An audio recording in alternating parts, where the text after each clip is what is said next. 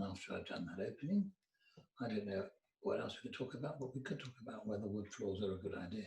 What? Wood floors? Yeah. Actually, I've got to say, this is a complete disaster. I mean, you've only to look at it. Well, that's what I was wondering. It is a complete disaster. It's actually gone black. I mean, what the hell? It's not like you see in the films, is it? It's not like you see in the films. And when I went to the showroom, it was a beautiful sort of golden, oh my God, it was lustrous. Looked nice there, didn't it? And it did look nice there, but everywhere we actually use. Where is this, to be honest? It shows the dirt. Reminds me of a potting shed. This is something in the back garden that you wouldn't care about. It didn't matter. It's from the back of the garage. I only got it because we had this incontinent dog who kept peeing everywhere. And if you have an incontinent dog, you cannot have. No, he's locked in the other room. I think you've peed before he left. You can't have carpets. It's impossible. You've got to have everything. Nappies. Everything in this house is Dog quite nappies. clean. That's ridiculous. Dog nappies, Con. You think about dog nappies? I actually did think about dog nappies because they really do exist. They do exist. I don't know if you know they exist. They make them in LA, of course. Everything like this exists in LA. So, did you think about dog nappies? Yeah, genuinely. Did you buy them? No, because I did, but they were too small for him because I bought small, and small turned out to be sort of tiny Pekingese. Chihuahua. He is a Jack. He was probably a medium. So they were too small. Also, he objected to me putting them on him.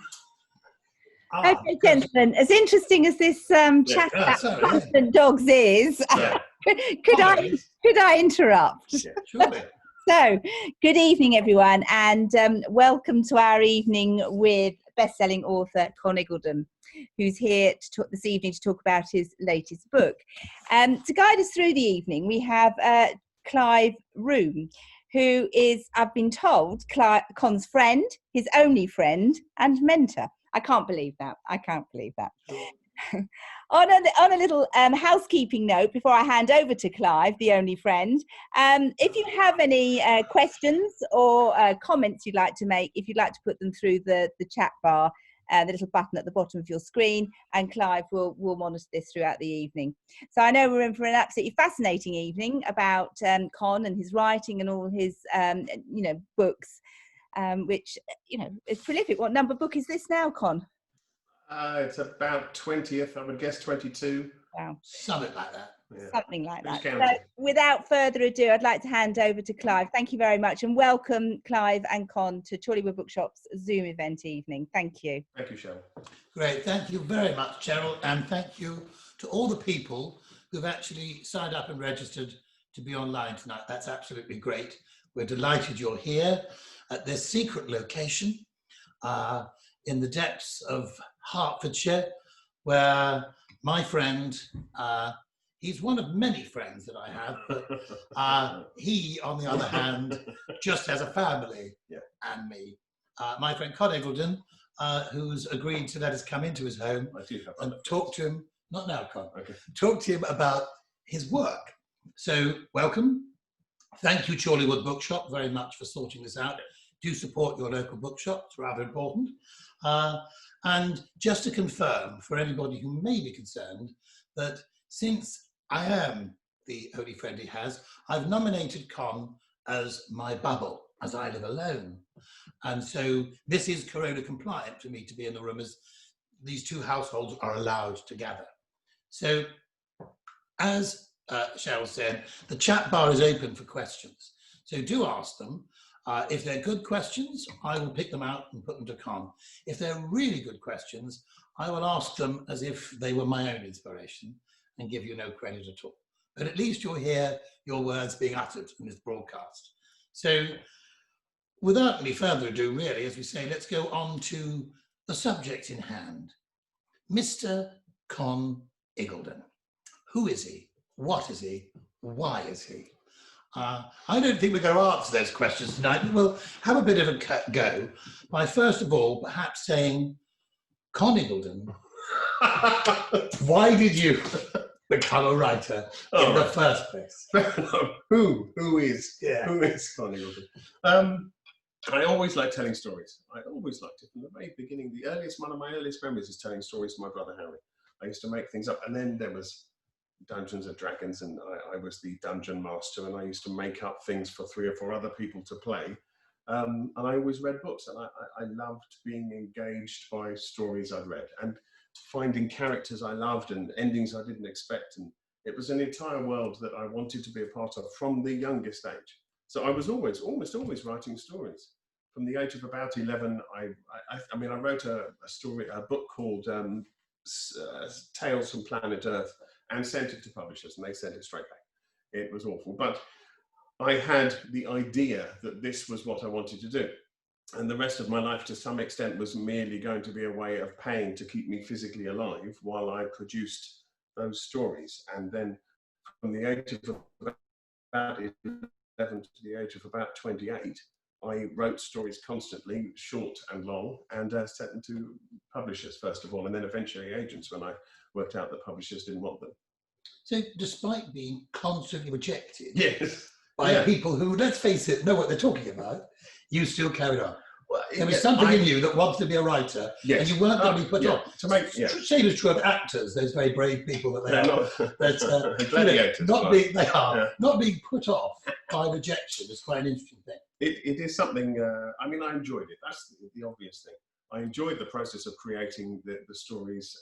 So therefore, if I finished it and sent it, and it was rejected as it inevitably was, it wasn't the end of the world. I'd wrap it in brown paper and string and stick it, in the attic somewhere and start again after it was rejected 20 or 30 times. I mean, when they'd made themselves absolutely clear that no one was going to publish this thing, then I put it aside.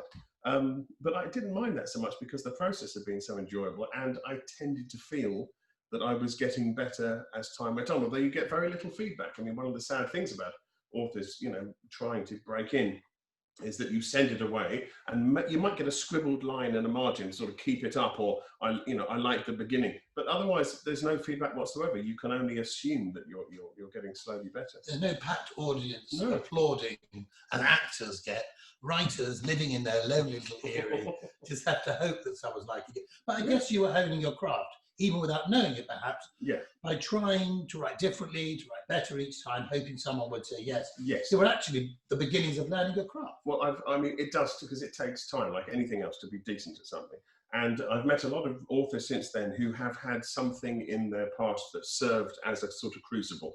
They were, a theatre director, so they were dealing with stories, or they were, teaching does pop up because it does allow you to think about stories and be creative, and it's one of the professions that tends to lead to authors, taking it up. But there's or writing classes or whatever it is, academic studies. There's a bunch of different ways in, but it usually involves some years of learning what you like and what you don't like, and what works and what doesn't work. And of course, you read things that you absolutely love and desperately you say to yourself, look, I think I can do this. Well, already in these first few minutes, and if you've just joined us, if you're a little bit late, if you're wondering what on earth's going on, you're probably clicking on the wrong link. This is Conn Iggulden. He's a historical fiction writer, international bestseller, awfully well known if you know what you're doing, and I'm interviewing him about writing, just so you know what's going on. Storytelling's been mentioned about 6 times so far, which is interesting because fundamentally for you, I think, with your writing, it's about telling stories. I think human beings are about telling stories. Teachers, I think good ones, are often quite good at telling stories. I've spoken to people who were taught by Conn. They themselves are quite old now. And these young men, as they were, often, they're embarrassed now, but they blush with enthusiasm when they remember Mr. Iggulden, their teacher, and how he was different. And very often they talk about the stories that you tell that made the subject they were learning, whether it was English or history, more interesting. So what I want to ask is, I seem to remember there's somebody in your past, a grandfather on the Irish side, who was some sort of professional storyteller. What were they called? A Shanachie in Ireland. My great-grandfather would have been Tom Morn.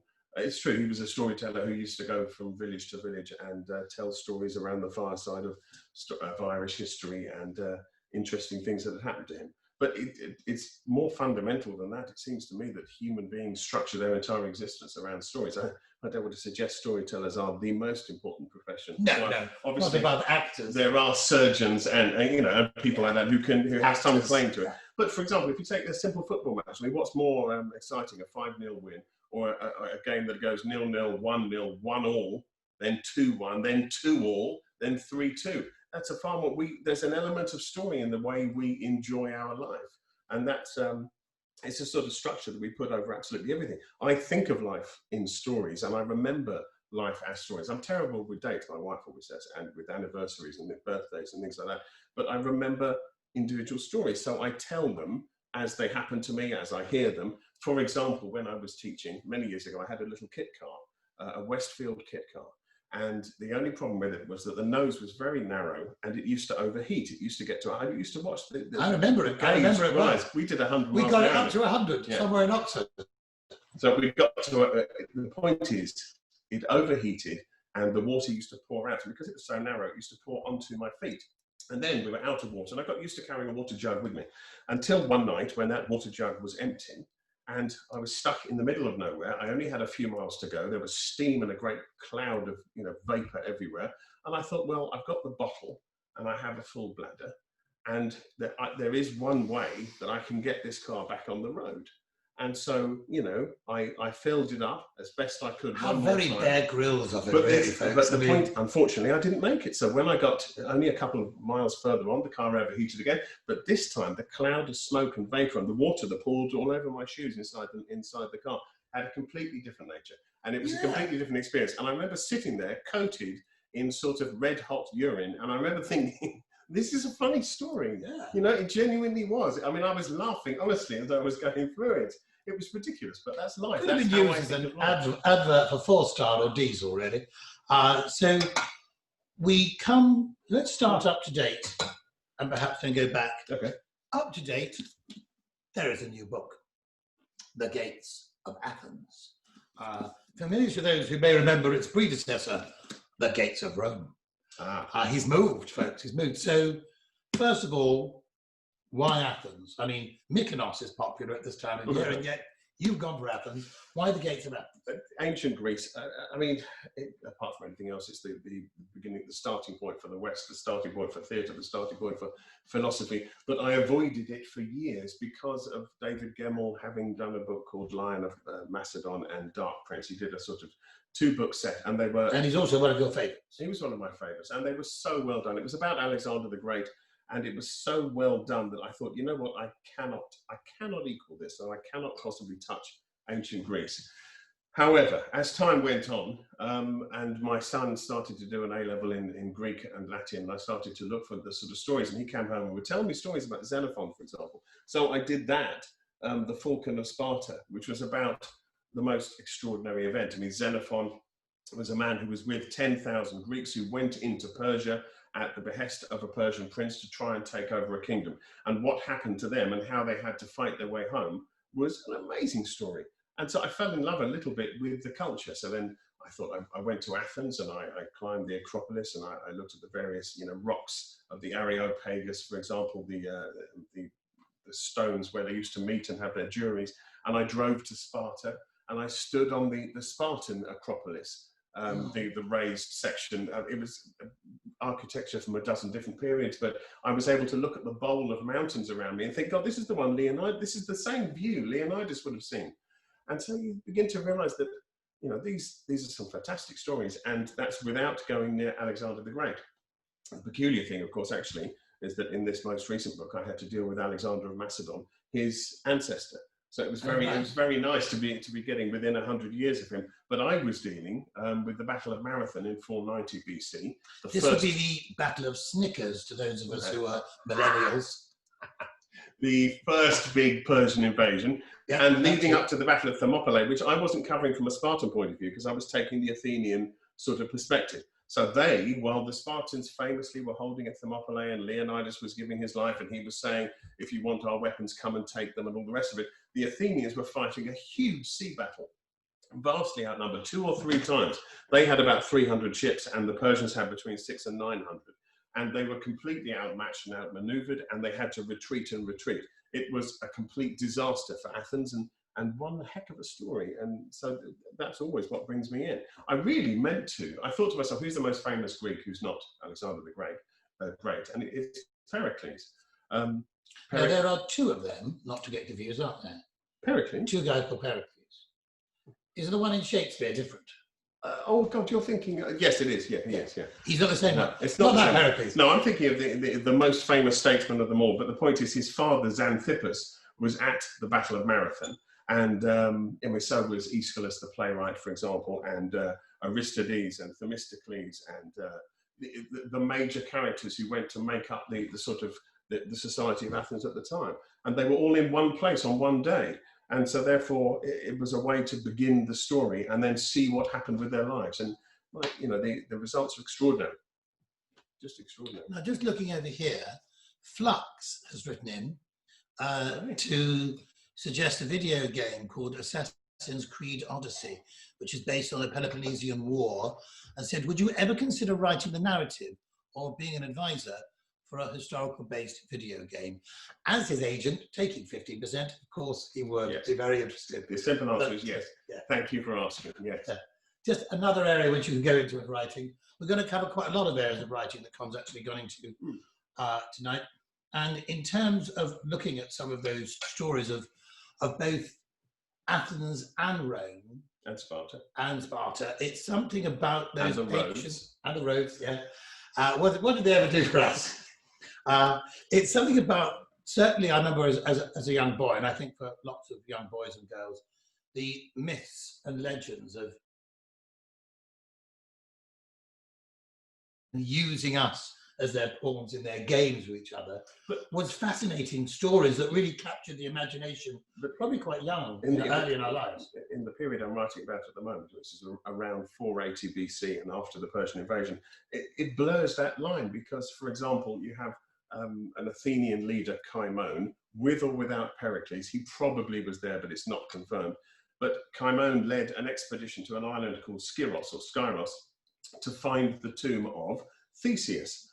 Theseus, a man who knew Heracles. Theseus, who either attacked a bull-like general called Minos, or possibly a minotaur. It was a minotaur. It was a bull that could speak. Fair enough. Yeah. But they did it. The point is, they actually found the tomb, because he was also an Athenian king. They found the tomb of Theseus, a huge man, as he would have been when he was very old when he was killed. He was pushed off a cliff. I mean, a rather ignominious, sort of sad end. But nonetheless, they opened his tomb, took the bones home, and built a new wondrous tomb in Athens to a great Athenian hero. I mean, this is the blurring of myths and legends and actual real history, which is the joy. What was the one? I think it's one of the stories you told me of Aristides and the 6,000 votes. Again, this is from Herodotus. This is a nice one. Herodotus is the sort of father of history, and sometimes he's the only source for a lot of these things. So all we know is that he recorded this. Aristides, in those days, you could be ostracized, and the word ostracized comes from a little piece of pottery called an ostrakon. And if you had 6,000 of them, 6,000 votes, which was a reasonable percentage of the Athenian populace, put into a pot, as the moment you crossed 6,000, that person was sent away from Athens and all of Attica, the big region of it, for 10 years, which, in those days of low life expectancy, was basically the rest of your life. And Aristides was known as Aristides the Just and Aristides the Fair. He was a good man who lived in sort of constant poverty. He ate the fish guts that no one else wanted, and he used other people's cast-off oil because he spent nothing and used nothing. He lived like a sort of early Stoic before the Stoics ever existed. Well, actually, just a little before they existed. And he was on his way to the market one day where he saw an illiterate man frowning and hissing and huffing to himself. And he said, what's the problem?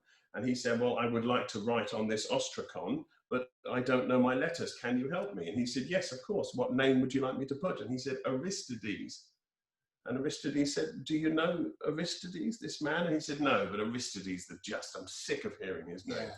And then he said, I see. And he wrote his own name. He scratched his own name onto the tile and then gave it to the man. And shortly, later on, he was ostracized for 10 years.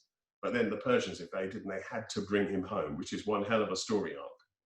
So there's justice at the end for Aristides. Yeah. But I suppose, therefore, the connection, therefore, from the gates of Athens, available in all good bookshops, particularly Chorleywood bookshop, is a hark back to where your professional career, your successful career, as I'd like to call it, began with the Gates of Rome. Yes. And the Emperor series. Yes. And loving that story. How did that really come about? It's worth pointing out. I'm fairly awful with titles. I always have been. I wanted to call the original book, which was called The Gates of Rome. It was Nick Sayers was the editor at the time, and I wanted to call it For the Ashes of His Fathers and the Temples of His Gods, which is a line from Macaulay's Lays of Ancient Rome, and it's a lovely line. But Nick wouldn't. Nick wouldn't. If you're watching, Nick, it's your fault. Nick said, if you put that on the title page, there will be no room for anything else. There's no room for a cover image. You know, we've got this idea. We want a helmet. We've got this idea. Yeah, nice. It looks a bit like a cloche hat, but we can still stick it on, and there won't be any room for your name. More, said Nick. Exactly. So I in the end, I gave way. I mean, you know, I've always had this disaster with titles. I can never come up with a good one. But The Gates of Rome was fairly simple, and it was the starting point for me. Yes, not the starting point of being published, because I'd written books since the age of 11, but this was the first book that a publisher had ever said yes to, and it meant a huge deal to me at the time. I mean, it was everything I'd ever hoped for. My ambition, I put it on a shelf, and I walked up and down the shelf, and I had a look at it and let my eye just fall, just see it with all the other books. You know, it was there, and it was a big moment for me. So yes, to some extent. Like a reboot, The Gates of Athens is an attempt to get back to those first days of sort of excitement in the story, which is what matters most. I wrote then about the young Julius Caesar. Here I'm writing about the young Pericles. I mean, it's a rich scene. Those great stories, but perhaps the story of Julius Caesar better known, and starting with a really well known. Not at all. I mean, everyone knows the ending. Everyone knows the Titanic sank. Everyone knows Julius Caesar was assassinated, they know, and Brutus was involved in that, and that he famously said et tu Brute, and that there were a number of other assassins, and Julius Caesar and that he wore togas and all the rest of it.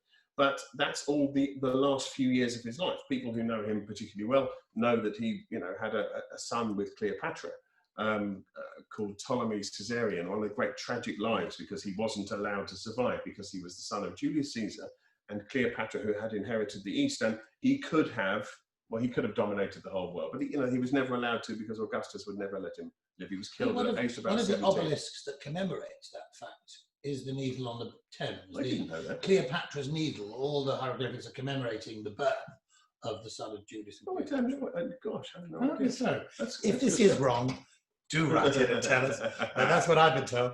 But the point is, Julius Caesar, as a young man, is not. No, when he was about 19, there was a civil war in Rome, and he was cast out because he supported the wrong side. His uncle, he was forced into exile, and while he was in exile, he was captured by pirates and held for ransom because they had the son of a wealthy Roman house, and he had to. His friends had to raise the money for him, and he had to remain in prison. And while he remained in prison for months, because you can imagine how slow everything was, as they had to go all the way back to Rome and ask relatives and raise money, he had to remain in a prison cell, and he sang to them, and he recited poems to his captors, and he said, this is lovely, but eventually I will be released, and when I am released, I will come back and find you, and I will execute you. He said, I may have your officers strangled out of a sense of mercy, but the rest of you pretty much for the job. And because he was a decent sort of, the officer strangled is a lovely touch. I thought they must have loved that. But the point is, the ransom was paid eventually. They did release him. They dropped him on the north coast of Africa, and somewhere around Tunisia. Nice. And he, it's lovely Lovely this time of year. But he had nothing, obviously, having been dropped off by pirates, and he went from village to village, and we don't know how he did it. He was an unusually charismatic young man, an extraordinary leader. And he went from village to village and somehow picked up a few men from each village and maybe a few coins from each village. He picked up a small fortune by the time. Maybe he just started raiding for it. He was learning his craft. As I say, be a leader and a soldier, but by the time pay for it. But by the time he arrived at a proper big Roman port, he had enough men to crew a ship and enough money to hire one. And he, remember, still 18, 19 years old. He went out onto the Mediterranean as leader of this crew, crisscrossed the Med until he found the same pirate crew, attacked them at sea, won the sea battle, and then had all of their men crucified up and down that bit of coast because he was nothing if not a man of his word. And that is the man who went on to become the greatest Roman of them all, Julius Caesar, at age 19. It's just... You could see it there in the childhood what he was going to be. Yeah, yes, you really could. I mean, there aren't many people with that level of ability and that level of ability to lead. He was an extraordinary character. If I look away like this, it's probably because I'm looking at the chat bar. It may be because I've heard the story before. My interest is waning and I get a little tired. But Gillian, hello Gillian. If that's Gillian, I think it is. Lovely to see you. If it's not, hello Gillian anyway. She's loving my mane. My corona hair. I'm normally short back and sides, but this is my Michael Ball lookalike thing. It's got more Molly Sugden now, to be honest, but does need cutting. Might Conn discuss what it means to be a hero? Interesting, since he once wrote a book called The Dangerous Book of Heroes, particularly in Gates of Athens, especially when it means having to choose a path different to comrades, or one that might even end up in death. Has your definition, if heroic, changed since spending time in this world? Ooh, that's a very good question.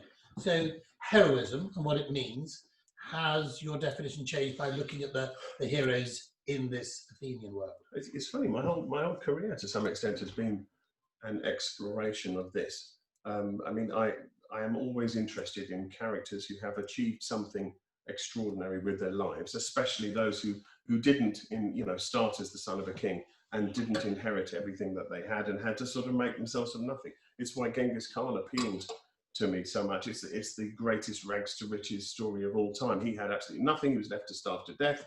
Talking about nothing, Conn. This is empty. Is it in a bottle there? And do carry on. I'll do this.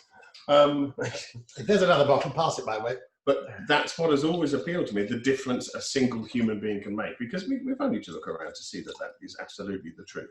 Human beings with sufficient drive and energy and perhaps ruthlessness and ability can achieve extraordinary things. They can become the Emperor of China, in Kublai Khan's case. It's something I've always admired and looked for, because I don't want to feel that human beings individually are insignificant and overborne by great states and cultures and philosophies. As far as I'm concerned, the only unit that matters beyond the nation state, I suppose, is the individual. And I look for what do I admire in those people? Because it isn't always, why would I admire fluky success? For me, it has to be something like endurance. Genghis Khan endured extraordinary privations and difficulty, and his iron will meant that he rose above those things and came to dominate his culture. Julius Caesar, survived a civil war and the most extraordinary enemies at that time to rise above them all and become sort of the number one in Rome and overturn his entire society.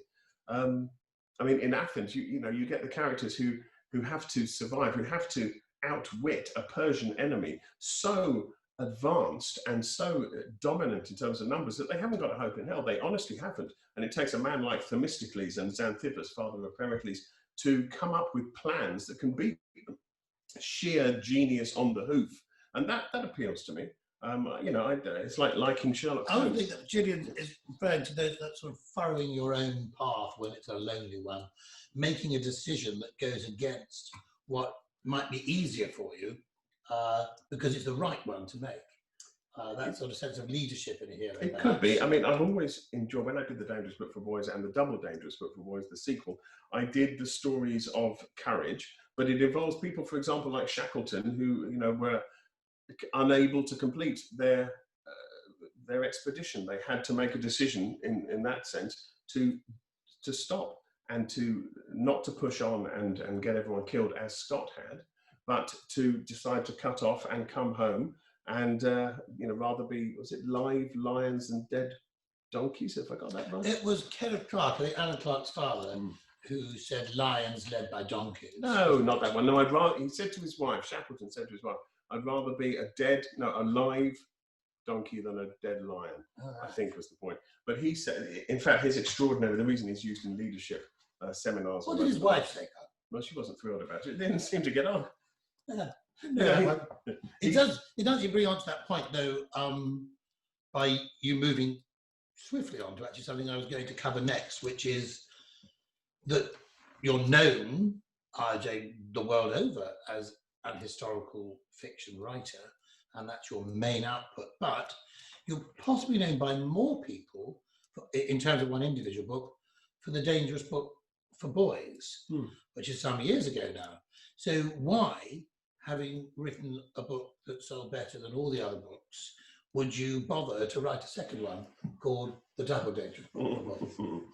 Look, I mean, the thing is, the original Dangerous Book for Boys was never meant to sell. It was meant to be a niche thing.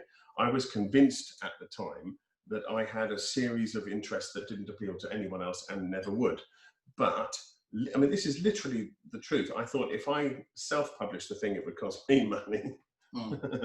If I published it with publishers, they might even pay me something, but at the very least, I wouldn't spend any money. So you needed to get your little weird interests out of your system. Well, and it turned out, Conn, that there were lots of weird people in the world. That was the strange thing. Millions of these weird people that was the strange thing. Knots and stars. And I think it's every boy and girl's annual. My dad was born in 1923, and his dad was born in 1950. Which meant that he was about 73 when he had my dad, and that meant there were books in my house with extraordinary titles, like 101 Chemical Amusements for Boys, and they would say, go to the chemist and ask for a so-and-so of magnesium sulfate, and things you can't do anymore. And so I grew up with the idea that actually, and it was more than that, I grew up with a dad who valued crafts and skills. I mean, he was a highly intelligent man, but my God, if you could make a bow and arrow that would actually send an arrow 40, 50 yards, then that was something that could impress him. You know, competence and quiet patience. I always think, you know, these are the values that I try to pass on to my sons in particular, that masculinity is more than, I don't know, violence and bravado. It's patience and wry humor in the sort of the face of complete disaster. It's competence and being able to build and make things. I find it intensely satisfying. And it was that I was trying to put into the original Dangerous Book for Boys. It was all of the skills and crafts and things that I adored about my dad and his dad, and that I thought weren't being done anymore. In the 50s, those girls' own annuals and boys' own annuals existed as perennial Christmas presents for children to teach them skills, teach them how to deal with boredom, and pass on a culture. I mean, we can pass something back on. We did stories of courage, reviving that. And stories of courage define heroism. You know, because you're saying this person is a hero, therefore these qualities are what we as a culture consider to be heroic. So, sometimes, I mean, the Spartan Boy, for example, is a story told from that time, which was about a Spartan father who had forbidden his son to have any pets, and the boy had a fox cub. And he had it with him, pressed into his stomach as he was walking across a frozen yard, and his father came out and said, "What have you got there?" You know, no, sorry. He started engaging his son in conversation, and the boy clasped the fox cub very, very close to his stomach and didn't tell his dad what was there. And the fox cub began to panic, and it bit and bit and started to scrape at him and pulled him apart inside until the boy went very pale and then fell. And when the father opened up his coat, he found that there was blood everywhere, that the fox cub had bitten him to death. And the point is, the Spartans told that story because they considered it a good example of sort of putting aside pain, enduring extreme distress out of a sense of personal need. It was a perfect Spartan story. It was also about disobedience, of course, and the fact that because he disobeyed his father, he would be punished. That was a lesson for all of them. But this is how we pass on culture. We pass on culture with stories. We say, we value this. We admire him. My God, she was an incredible character. But eaten to death by a fox, obviously, no longer with us, sorry to say. But stoicism, boy, there was forbearance there in that little kid. Hazel, hello Hazel, lovely to hear from you. She says, first of all, what a great double act. Thank you, darling. That's very kind. Why do you think the publishers finally accepted your work? I mean, good question. Why do you think the publishers finally accepted Why did they your work? finally say That would be going back to Gates of Rome, the first book. It is. I What mean, was that thing? Rejection. Yeah. You refused to listen. You carried on regardless, and then somebody said, "Yes, why?" Yes. Because why? I do know why. So it is a reasonable point. At least I think I know why.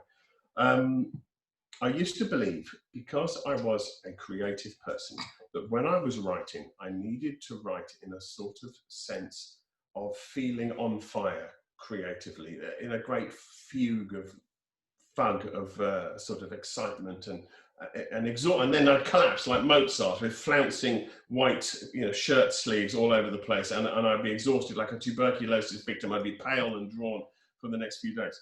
And what I sort of learned was that wasn't necessary. I feared planning work for years. For that reason, I thought it would kill the muse stone dead. And The Gates of Rome, the first book that was ever accepted by a publisher, was the only book I ever planned properly in my adult life. I knew the last line before I wrote the first line. Was it et tu, Brute? It was not. Okay. No. This boy, the trampling on my thing, the trampling on my mouse. Go on. The point is, I had planned it from start to finish, and I thought at the time that would crush all creativity, but it didn't, because within that structure, it's like the reason football works instead of just being a complete kickabout at random on a field is because there are rules, and within the skeleton of your planning, you can still be as intensely creative as you would like to be, and that is the big difference. It's why I think the publishers accepted it. I also, for what it's worth, I polished and polished and polished. I saw a documentary, it was about Jeffrey Archer, and they said, how many times have you read a book by the time it goes to a publisher? And he said, at least 100. And I thought, at that time, I thought, oh, well, that's even impossible. if he's exaggerating, if that's hyperbole, it's 50. I thought that's 50 is a lot of time. But it's not. I now know it isn't. Because after you've read a few chapters, after you've written a few chapters, you go back and you read them through. After you've then got to 5 or 6, you go back and read them through. And you do that constantly. And then you read it over and read it over and you polish. And every time you go through it, you polish and polish and polish and polish. And then the last thing I do before it goes to the publishers always is I read it aloud, which takes me about a week if it's 120, 130,000 words. And I send it to the publishers as polished as I possibly can. And I will still have missed 400 silly, unbelievable typos that I can't believe are still there. But it will be the book I want it to be with any luck. I mean, that's what it takes. I can remember once sitting in his kitchen as he read his new book at the time, before it went to publishers, aloud, while I was expected to sit there and listen. Like, it made Hamlet extremely short. Honestly, it's really hard getting people to accept sitting there in the kitchen. This is why I tried to rope Clive in, because I have to, in theory, I don't need someone to be physically in the room. In theory, he did. I could read to an empty room, but it didn't work. I tried that. I genuinely tried that. It didn't work. I have to have some poor soul, usually my wife, but you've tried it, you gave up. The point is, someone has to be there to go, huh, every now and then, to nod. I remember, actually, I pointed out to you, I stopped you and said, hang on, read that back, because according to that, his wife was 10 when they married. Is this where you saved my novel? Hang on, is that... it would have been nothing without... Yeah, in Clive's mind, he saved the book. I've got a question here that brings me on to another area. We were talking about, perhaps, dare I say, the Britishness of the Dangerous Book and the Double Dangerous Book for Boys, albeit internationally popular and adapted for each country. But Britishness is something that hitherto you've not done. You've been dealing with the Romans and with the great Italian culture. But you then did come, and then you, of course, and also Genghis Khan and the Mongolian Empire. But you came home to Britain with 2 lots of books. There was a series, The Wars of the Roses, and a standalone book called Dunstan. Now, somebody here, and let me check who it was, said to me, of all the amazing historical characters that you've explored, if one of them had kept a diary that survived to now, whose diary would you choose to read? God. Now, just for you answer that, the reason why it made me think of Dunstan is Dunstan was the first book that you wrote in the first person. Yeah. The only book, in fact, so far, where the narrative was imparted by the eponymous hero of, if we call him that, of Dunstan. So if you could firstly perhaps talk about what it was like, the challenges of writing a book where, like Claudius, I suppose, you're writing as the narrator in first person, and then perhaps come on to whose diary, fictional or real, if it existed, would be the one that you'd really like to choose to read. Because the older you go, the more expensive it would be. I mean, if I could find a written work by Julius Caesar, it would be absolutely priceless. I think the question allows you to go into the realms of fantasy. But to be honest, writing in first person, which I did with Dunstan, was very tricky. It introduced all sorts of peculiar things because I was writing as an old man describing his life as a young man. So he was meant to be in his 70s. He lived to about 80 odd. He was from 909 to about 980 something. So, which is a pretty good. He lived to about 79, 80. It was a good age for the 10th century. So I was writing from his point of view, and I remember thinking, okay, if this is in the point of view of a very old man, then he would ramble. He would ramble, and possibly he would go off on little segues into different stories, just like every old man does. The way you do now. And possibly he would even tell the same story twice during the script. And my editor said, Gillian Taylor, she said, we agree with all of that, Con. We agree with all of it. You're absolutely Did you right. use that patronising tone? She did. It was that exactly. But it doesn't work. Don't work. It doesn't work. It's rubbish, Con, she says. Rubbish. What you've done, rubbish. So she cut every bit of my old man rambling. And Otherwise known as the dementia diaries. I went from something like 100, it was the biggest cut I've ever experienced in terms of ruthless editing. It was from about 175,000 words. It was the biggest book I'd ever written, and I was so proud of it, but it was mostly ramble. Less is more, Con. Less is more. She cut it down to about 125. She took out 50,000 words. 50,000, I mean, even now, I am staggered. Well done, Gillian, because Dunstan is actually my favourite book of all those. That's nice to hear. It was a good story. And probably because of you, Gillian, taking out all that one day fat. One day I'll get a director's cut with it all in. But because he was an interesting man. He was an interesting man. I mean, he knew 7 kings. I mean, everyone knows about 1066 and the Battle of Hastings, and as if British history starts then. But actually, in the century before then, one man who became Archbishop of Canterbury and a saint and was involved in some extraordinarily difficult stuff and was probably a fairly dangerous individual. He knew 7 different kings, and he was at the centre of their court right the way through that century. And he's an incredible character. He's overlooked by history, but I love him. I love that. Well, he's not overlooked now, thankfully, and I would recommend it to anybody. I mean, Thomas Cromwell has done well for some recent years as something of a polymath, but really Dunstan's more than a polymath. Yes, like Cromwell, he was a warrior, like Cromwell, he was a politician. He was a metalsmith, and he could work tapestry, and he knew pulleys. One of his earliest miracles was the fact that on a very foggy day, he climbed up some scaffolding and then was carried down to the earth by an angel, and the marks of the angel's wings were on his flesh. And this was wonderful. But I was thinking, this is a man who knew ropes and pulleys, you know, falling off the scaffolding and mysteriously wafting down to the earth. It was not beyond his capability. No, I didn't do it in a mocking way. No. I did it. My mother was a nun, for goodness sake. You know, I did it in a fairly. And it was dark. And it was dark. It was dark, and there was fog. And so I'm not absolutely certain what happened, and no one is. It could have been a miracle. It could have been something else. That's the point. Not for us, but storytelling comes out of that. I sort of accepted his idea that, you know, if it did a bit of good, then it's not worth looking into too deeply. And unlike Cromwell, he was made a saint for all his naughtiness. So, whose diary? I mean, mull on that if you're not sure. Come back to it. But I would like to know at some point before we finish, whose diary, if it existed, would be the one that you'd read first of all the ones we don't know.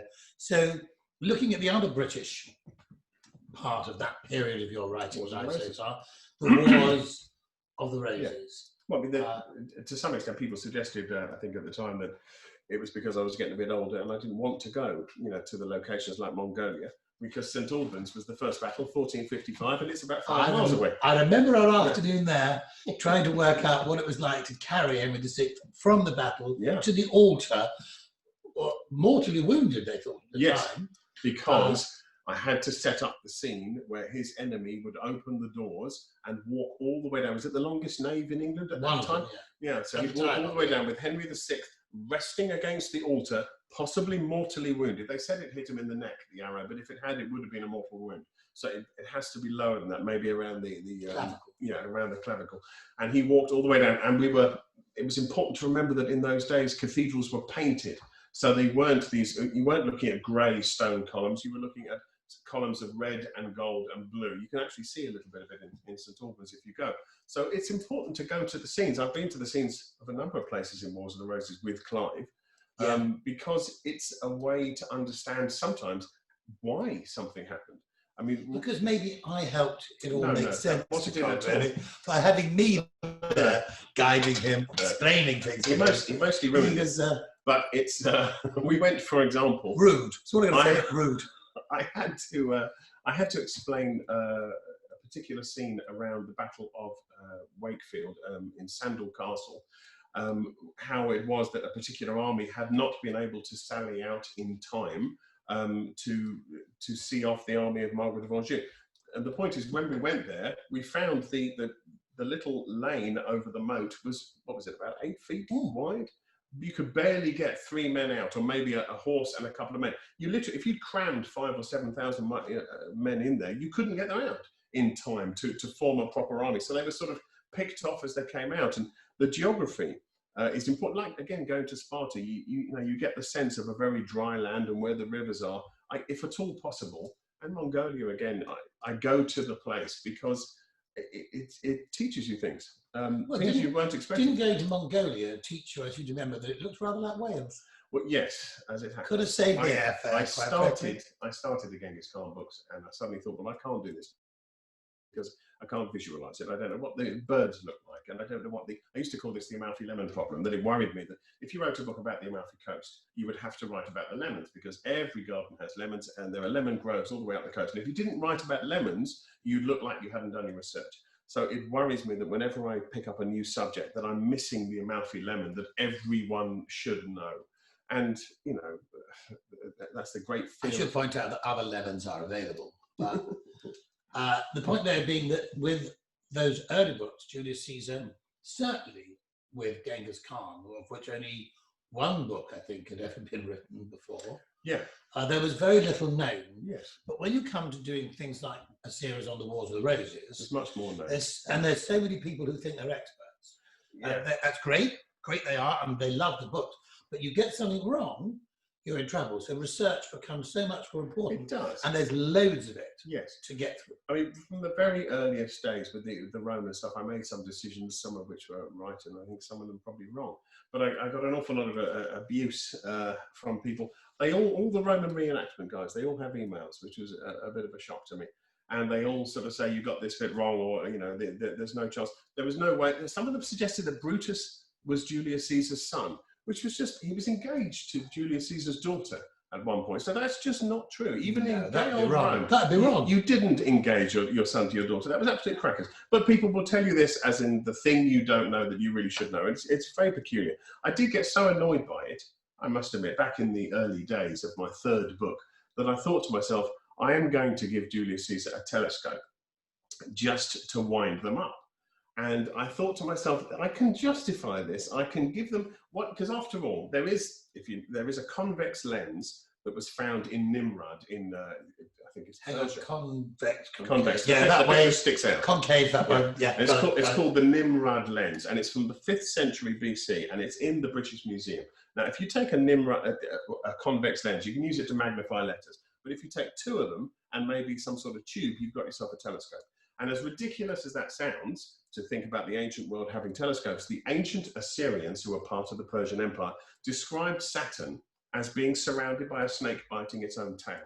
And they could not have known that. Saturn's rings are not visible to the naked eye. So either that is one heck of a coincidence, or the ancient world did have a telescope occasionally. So I thought, I will just, in the same way that they had Spanish steel in one area but not in other areas, I'll give Julius Caesar a telescope and I will watch the Roman experts go completely bananas. Prove it he did. And it got as far as the sort of final take, with the copy editors going through it, and I thought, I panicked and thought, I can't do this, because my explanation with the whole snake biting its own tail thing was all in the historical note, and I thought people won't finish the book. It's like finding a grand piano. They will, Julius Caesar decides to play Mozart. Yeah. It's just wrong. They're going to throw the book against the wall. So it was very much a learning experience, dealing with the experts, dealing with the people who sometimes really did know their subject. And I very much appreciated being told. More things coming in, I'm glad to say. Okay. Well done for staying awake so far, folks. And Gabby says that this is her favourite too. Dunstan is my favourite. Fascinating story. Great taste you've got, Gabby. Andrew says, when you look back at your early novels, I think he's talking to you, not me at this point, how do you think your writing has developed?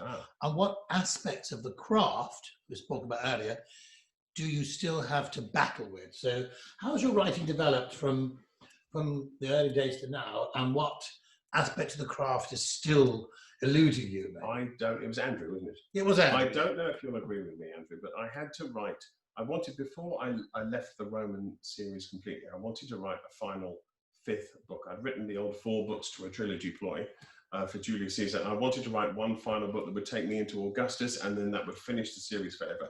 And to do that, because I'd already written the Genghis Khan books, so I was coming back, I had to read my own books again from the beginning. And so I read The Gates of Rome, and I thought, honestly, that I could probably do better, that it was good, but it was flawed. And then I read The Death of Kings, the second one, and I thought that is miles better. And then I read The Field of Swords, the third one, and I thought that is so good, I have no idea who wrote that, because that's clearly way better than anything I can do. This is crazy. The Field of Swords, it's just the best thing I've ever done. It's a brilliant book, honestly. It really works. So in terms of my own sort of character, my own development as a writer, I hope you can see in those 3 books that I really found my, actually reminds me. You quoted on the cover where they normally have it's a brilliant book, it really works, says the author. But you've reminded me that Nick Sayers used to say back in the day, when he worked for HarperCollins, then he went on to Hodder and Stoughton. This is Nick that said no, right? No, this is Nick that said yes. He said no to the long title. Oh, he said no to the long title, but he said yes to the book. This is Nick Sayers, who was the first person to let my foot get in the door. And he used to say that in those days, the point of a publisher was to allow an author to develop during the first few books, because the first few books are never going to sell. No one's ever heard of them. It's extremely unusual. But yours did. To hit. Some of them sold fairly well. They were. I was lucky in some way. Gladiator came out. The Roman world became very popular at the same time. There's a bit of luck involved. There's always a bit of luck. I still had to be there. We're drinking decent wine. That's all I'd say. Those books sold, my friends. Pass the other bottle, would you have that? Yeah. But the point is that a publisher in those days used to support authors through their turkeys, effectively, until they hit. And I remember him saying it was usually around book 4, book 5. So I was pleased with book 3. So that's not a bad. Well, even Shakespeare wrote a dud. King John, bit of a dud. Titus Andronicus was a bit ropey. Oh, I think it gets exciting. Oh, for all that eating people's children. It's the most violent thing, yeah. We saw it at the Globe together. We did. Oh my God. Everybody threw up but me. I was right at the front of it with blood on my face. Oh, it was horrible. Absolutely. It was the most aggressive. He was about 17 when he wrote it. It was all paint my bedroom black. This is the worst thing I can think of. Shakespeare the God. Yeah. No, it really was. Dark. Yeah. Very dark. I loved it Too dark. So we've gone over so many different historical periods in which you've written, and dangerous book for boys. All linked by story. And all storytelling. Yeah. And yet, dare I say it, you branched out into other areas too. Huh? Maybe again, just to get it off your chest. There's areas like fantasy and children's books. So the children's books, I guess probably largely for your own children to some extent. The Tollins, for a bit of fun. The Tollins, they were known as. They were tougher than fairies. They used to wipe their noses on fairies, I seem to remember. And they live here in Chorleywood, underneath the common. It's also, for me, it's been the holy grail forever that I would like to write humour. I know how difficult it is. I am aware of how difficult it is because I've tried it a few times and it's incredible. David Williams, are you listening? He's very good. He's very funny. That's the point. I mean, he could do things and make it look utterly easy, and almost everyone seems to think it's a doddle. But the reality of trying to write actual stuff that will be laugh out loud. Sue Townsend, Adrian Mole was, one of the greatest creations ever. One of the very few authors to ever make me laugh out loud on a train, in a packed train carriage. I mean, and embarrass yourself. But fair enough. I had no choice. I have to say, I think the Tollins are funny, particularly the audiobooks, where Conn engages his only friend to do some of the funnier voices. My only friend, I have to say. But we recommend the audio. It's available on eBay everywhere. And so fantasy was another area I know that you always enjoyed from childhood. Because I always read it. And always read it. Tell us about your dabble into that world. Well, I know it isn't your genre. Let's get it case here. I'm sorry, folks. Science fiction, fantasy, it's all childish. When I became an I put away such childish things. Childish nonsense, but it's only me that thinks that. Millions of you out there think it's sensible, I know. So talk to me about fantasy novels, Conn, and why they're good for you. It's just that fantasy has no limits at all. It's a sort of wonderful genre in that sense. because you can explore some aspect of the human characteristic. You can explore characters and their interaction, and you can make up everything else about it. So you can focus on the thing that you want to bring out. And that's why fantasy is a wonderful genre, because it allows you to focus on that like a diamond saw. That's what matters, Clive. And well, I know friends of mine that like this genre read them and really liked them, but I can't tell. I've actually just got a friend of mine telling me on WhatsApp that he's enjoying my my full-bottomed periwig, which, for those of you that aren't, basically a Samuel Pepys job from the 17th century. And it's coming off this weekend, Quentin, so behave yourself. So there are so many genres that you've written in. Yep. And back to perhaps the most solid ground of all of historical fiction is, do not forget it, folks, The Gates of Athens, which is available now and all the way up to Christmas, I should think. So where next? What are you working on now? Well, I'm staying with the ancient Greeks for the moment. If you like this, there's more to come. I mean, the point is the extraordinary story arc of one man rising to rule Athens and having all of his competitors banished, and then the Persians invading so that he had to get them all back again is one of the great stories. It's one of the most extraordinary. That was Themistocles. He was an amazing man, and he came up with 3 great ideas that won the war against Persia. And this is the story of those ideas. Was one of them coffee? One of them was coffee. No, that's what great and then Pericles, the rise of Pericles, who is, and the Peloponnesian War between Athens and Sparta. But the roots of the Peloponnesian War between Athens and Sparta are in the way they dealt with Persia, the extraordinary battles. And obviously you've got Marathon, first of all, where Sparta didn't get there and they were too late. So it was an Athenian win. And then you have the Battle of Salamis, which was all of the Greek states all together. You've got pretty much the birth of the nation right there. The Delian League, which was on the island of Delos, where they all got together and they threw iron ingots in the sea to show the power of their oath, that their oath would hold as long as these iron ingots. The birth of Greece happened because of the Persian invasion, and Sparta wasn't involved. And because of that, with Athens becoming the major sea power, and Britain knows a bit about that, you lead into the Spartans not being happy about the rise of power and wealth in Athens at all. So of course they come to conflict, and the one man who can stand against him is Pericles. And it's a great story. As always, it's one man and what you can do with a single life. And if you had to characterize my work in a single sentence, that's it. Well, it? Yeah. That's it. Yeah. There's more than that.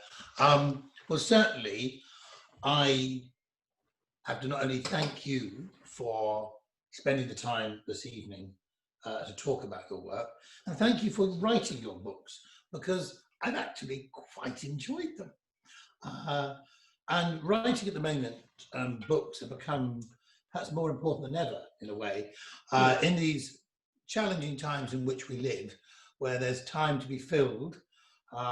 There's no better way sometimes to fit it than to sit in a corner in a comfy chair with a glass of decent flurry and a book. And so certainly this autumn, winter, that's what I'm going to be doing. And when this is done, I've got 2 more? 3 more. 3 more? There's going to be 4. Series, yeah. What do we call it when it's not a trilogy? It's a quartet.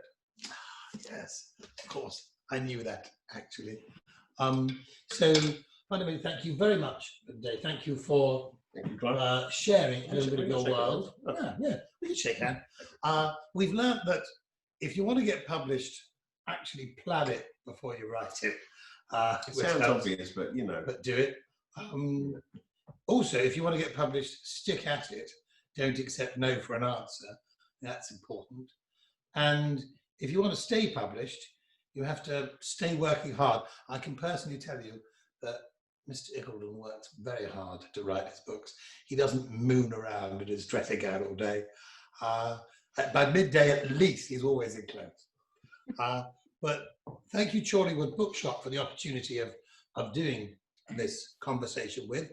I really hope you, the audience, have enjoyed it. I hope you go and buy the book. And I hope that we'll do this again sometime. If you've enjoyed it, let them know, and we'll do another, whether he likes it or not. I suppose in the words of Her Majesty the Queen, we will meet again. So until then, thanks very much and goodbye. Thank you. Say goodbye. Thank you, Clive. And thank you, Conn. Wasn't that Dame Vera Lynn, we'll meet again, rather than the Queen? No, she's we'll meet again, but the Oh. Queen is we will meet again. Oh, okay. It's a small point, but it's quite nuanced. It's obviously important. I'm sorry about that. So thank you both for a most entertaining evening. Who'd have thought? Who'd have thought that lovely conversation could have come out all for your book? So thank you so much, Clive, for taking us through this evening, and thank you, Conn. I mean, hopefully, in next year we'll all be able to meet, and we'll meet somewhere, and we'll all be able to meet together again, like we have done before at Cheney's Manor and places. So look forward to it. In the meantime, this has been brilliant, and we will have, or we do have now, signed copies of all of Conn's books. So please feel free to sort of email, phone, and get your copy booked now. Great Christmas present for any historian in your life. Thank you so much, both, and good night. Thank you. Thank you. Good night. Thank you, Sharon.